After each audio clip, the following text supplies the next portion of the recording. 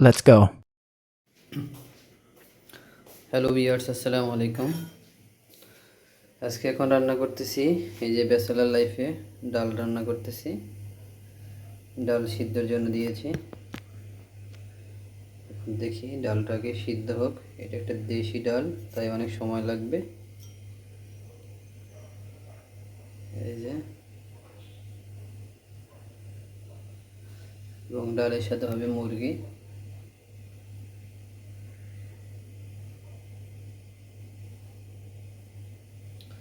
ডাল রান্না করার জন্য ডালের ভিতর দিয়েছি আমি কিছু পেঁয়াজ কুচি এবং হালকা হলুদ। আর এখন আমি ডালের জন্য পেঁয়াজ কুচাবো।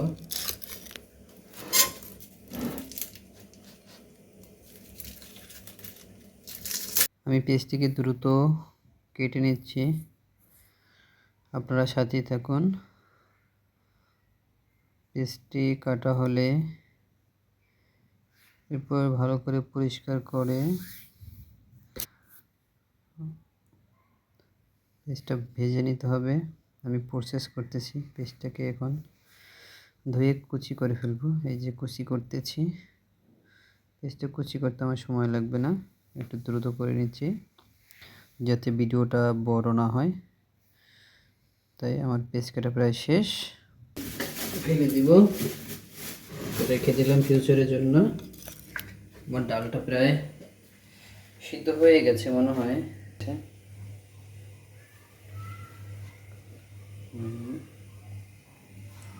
ডালটাকে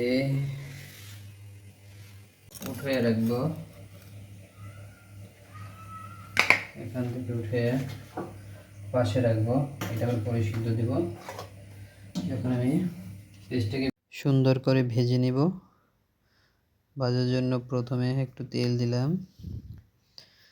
এই পেস্টটা দিয়ে দিলাম। খুব নাড়াচাড়া করতে হবে আলতো করে। চুলার আঁচটা মোটামুটি মিডিয়াম রাখতে হবে।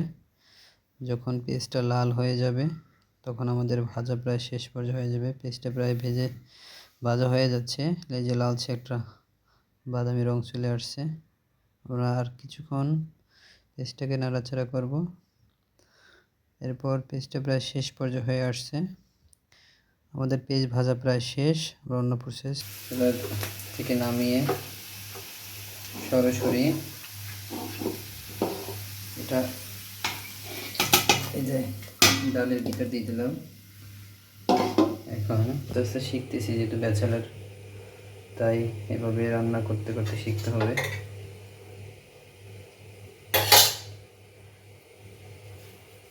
আপনারা এরকম শিখবেন, আস্তে আস্তে ট্রাই করবেন। কারণ যারা বাড়ি থেকে বাইরে থাকেন তাদের প্রায় রান্না করে খেতে হয়, এটা স্বাভাবিক। আমারও রান্না করে খেতে হয়। এটা একটু গরম হলেই তুলে রাখবো।